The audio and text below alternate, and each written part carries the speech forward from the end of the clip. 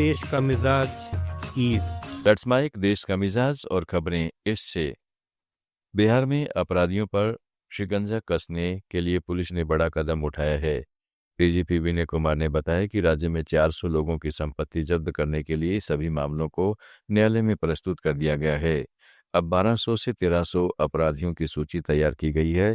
इनकी संपत्ति भी जब्त की जाएगी। गृह मंत्री सम्राट चौधरी के साथ हुई बैठक में यह फैसला लिया गया है। डीजीपी ने कहा है कि संगठित अपराध करने वाले अपराधियों की संपत्ति जब्त होगी। इसमें बालू माफिया, जमीन माफिया, शराब ठेकेदार और कॉन्ट्रैक्ट किलर शामिल हैं। लोगों का हिट लिस्ट बनाया गया है सर।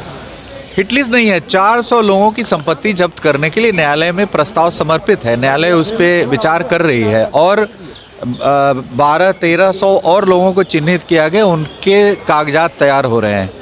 जो अपराध से संपत्ति अर्जित किए हैं उनमें 400 का प्रस्ताव हम लोगों ने तैयार करके न्यायालय में भेज चुके हैं और बाकी 1200-1300 पे कार्रवाई हो रही है। इसमें liquor mafia, sand mafia, contract killers, इस प्रकार के बहुत सारे अपराधी हैं। बिहार में नीतीश कुमार की नई सरकार बनने के बाद भवन निर्माण विभाग ने राज्य के सभी भवन अंचलों से एलडीसी और तृतीय वर्ग के कर्मचारियों की रिक्तियों पर पूरा ब्यौरा 15 दिन में मांगा है। आरक्षण रोस्टर क्लियर करवाकर डिविजनल कमिश्नर से अनुमोदन लेने और नियुक्ति की डिमांड भेजने का सख्त निर्देश दिया गया है। पहले भी ऐसा आदेश जारी हुआ था, लेकिन कई अंचलों में जानकारी नहीं दी थी।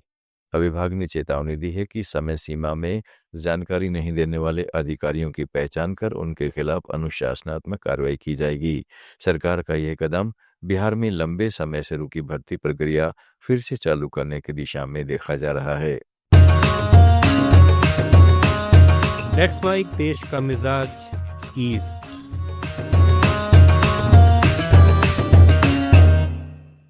बिहार विधानसभा चुनाव में करारी हार को लेकर के राजद प्रवक्ता शक्ति सिंह यादव ने कहा है कि जब दो पार्टियां या दो संगठन चुनाव लड़ते हैं तो हार जीत तो होती ही है, लेकिन महत्वपूर्ण बात यह है कि मैनेजमेंट के आधार पर जनादेश को छीना जाता है। उन्होंने कहा कि क्या आपने दुनिया में कभी देखा है कि चुनाव के दौरान 6 नवंबर को पहले चरण की वोटिंग से पहले लोगों को अकाउंट में पैसा जमा कराए जा रहे थे, फिर 9 और 11 नवंबर को भी पैसे दिए गए। पश्चिमी बंगाल में विधानसभा चुनाव से पहले मंदिर मस्जिद की राजनीति गर्मा गई है।